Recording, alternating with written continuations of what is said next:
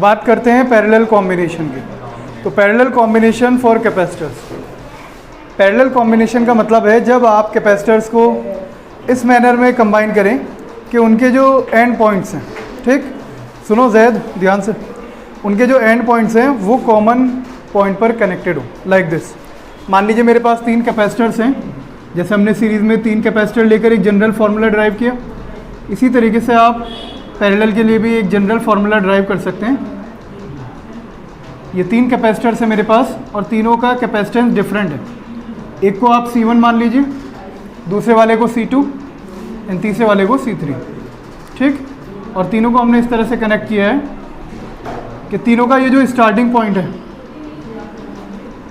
ये आपस में कनेक्टेड है, और जो दूसरा टर्मिनल होता है, एंड पॉइंट कह लो, सेकंड टर्मिनल, वो भी आपका आपस में कनेक्टेड है। और फिर इसके बाद आप इन दोनों कॉमन पॉइंट्स पर एक पोटेंशियल डिफरेंस V अप्लाई करते हैं, ठीक। तो this type of combination is called parallel combination for capacitors. याद रहेगा, ठीक। अब कुछ खास बातें पैरेलल कॉम्बिनेशन के बारे में डिस्कस कर लेते हैं, फिर उसके बाद इसका डेरिवेशन करेंगे, ठीक है, बहुत ही आसान तरीके से। पैरेलल कॉम्बिनेशन में जो एंड पॉइंट्स होते हैं वो तीनों कैपेसिटर्स के लिए सेम होते हैं। अगर मैं इन दोनों पॉइंट्स को कुछ नाम दे लूँ, इन दोनों पॉइंट्स को क्या नाम दूँ? A और B। Let it be A and this one be B। तो इसका मतलब ये हुआ कि अगर A और B के बीच में आप कोई पोटेंशियल डिफरेंस V अप्लाई करेंगे तो तीनों कैपेसिटर्स के लिए पोटेंशियल डिफरेंस की वैल्यू रहेगी सेम।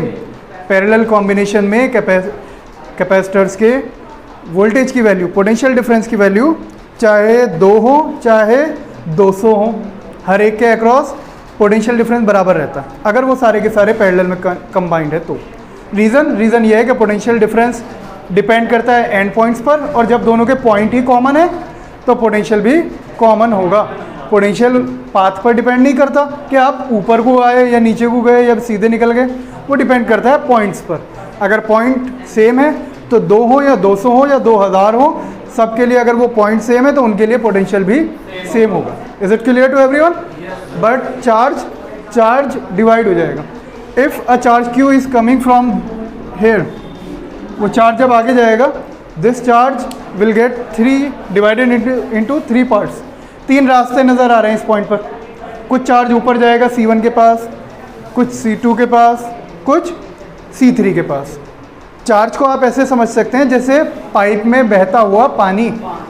अगर एक पाइप में पानी बह रहा है, अगर, बहुत बढ़िया कर दियो सीधा, कोई बात नहीं, बड़े बड़े शहरों में छोटी छोटी बातें होती रहती हैं, कोई दिक्कत। अगर आपके पास एक पाइप है और पाइप में पानी बह रहा है, आप एक पाइप लिया, उसी के आगे दूसरा पाइप कनेक्ट कर दिया, देन तीसरा कनेक्ट कर दिया, तो इन तीनों पाइप के थ्रू जो चार्ज है वो तो सेम रहेगा, क्योंकि पानी जो पहले पाइप के थ्रू जाएगा वही दूसरे के थ्रू जाएगा, वही तीसरे के थ्रू। लेकिन अगर आप ऐसा करते हैं कि पाइप चल रहा है भैया और आगे चलकर इसमें 3 टंकियाँ जोड़ दी, आपने 3 पाइप अलग अलग कनेक्ट कर दिए, तो इसका मतलब जो पानी पीछे से आ रहा है वो इस पॉइंट पर आकर 3 पार्ट्स में डिवाइड हो जाएगा। बात समझ में आ गई? यहाँ पर चार्ज के साथ भी यही घटना घटी है। जो चार्ज पीछे से आ रहा है वो इस पॉइंट पर आकर 3 पार्ट्स में डिवाइड हो जाएगा। जो चार्ज ऊपर जाएगा C1, अपनी आसानी के लिए जब हमने इसको 1 ही माना है तो चार्ज भी इसका उठा के Q1 मान लेते हैं, ठीक है भाई, विदाउट एनी कन्फ्यूज़न। ऐसी जो आपका कैपेसिटर C2 है ना कार्तिक, तो इसके लिए जो हम चार्ज मानेंगे आसानी के लिए, सिंप्लिसिटी के लिए Q2 मान लेते हैं, लेट इट बी Q2। और कुछ चार्ज इसके पास भी आएगा थर्ड वाले के लिए, उसको मान लेते हैं Q3। बट तीनों का जो पोटेंशियल है उसके लिए ज़रूरत भी मत करना है कि उसको V1 V2 V3 मान लो। क्यों? क्योंकि पोटेंशियल रहेगा सेम। तो जब सेम रहेगा पोटेंशियल तो तीनों के पोटेंशियल को आप V ही मानेंगे। Is it clear? Any problem? Any दिक्कत? नो दिक्कत, नो परेशानी, ओके। चलिए तो करते हैं फिर। अगर मैंने यहाँ से आने वाले चार्ज को Q माना है तो I can write from law of conservation of charge, this charge will gate divided into 3 parts, Q1, Q2 and Q3, and if I sum up all the 3 parts तो मुझे टोटल चार्ज मिल जाएगा Q। तो total charge Q को आप ऐसे लिख सकते हैं Q1 plus Q2 plus Q3। Clear है इतनी बात?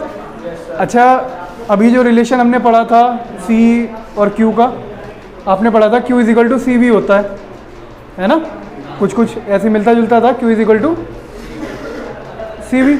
तो ज़रा भैया पहले वाले चार्ज Q1 को हम क्या लिख सकते हैं बताना? Q1 is equal to C1।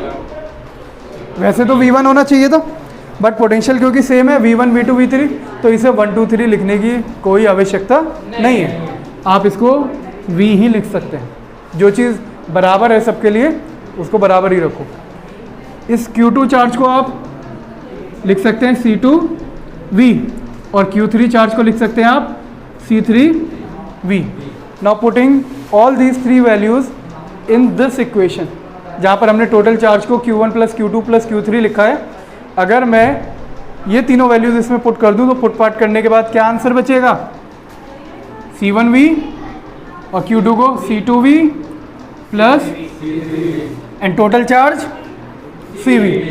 अगर इन तीनों के बदले एक अकेला कैपेसिटेंस माने जिसका पोटेंशियल डिफरेंस V है, उसका कैपेसिटेंस C है, तो टोटल चार्ज हो जाएगा Q is equal to CV। यहाँ से आप कुछ कॉमन ले सकते हैं। आई थिंक V कॉमन लिया जा सकता है ना? अगर आप V कॉमन लेकर डिवाइड कर देंगे तो कॉमन लेने के बाद उस वाले V से ये सब डिवाइड हो जाएगा and you are only left with C equal to C1 plus C2 plus C3। और ये सिंपल सा फॉर्मूला कहलाता है आपका पैरेलल कॉम्बिनेशन का formula, capacitance in parallel combination. याद रहेगा? ठीक, शाबाश। अच्छा, आपको ये भी देखा वाला लग रहा होगा, है नहीं? कहाँ देखा? जिन्होंने 10वीं क्लास वाकई में पढ़ के पास की है उन्होंने पढ़ा होगा कि जो रेजिस्टेंस है वो resistance for series combination R equal to R1 plus R2 plus R3 and so on, ऐसे चलता रहता था। बट ये था हमारा सीरीज कॉम्बिनेशन के लिए। इसी के जैसा फॉर्मूला कैपेसिटेंस के केस में बन जाता है, formula for parallel combination. Got it?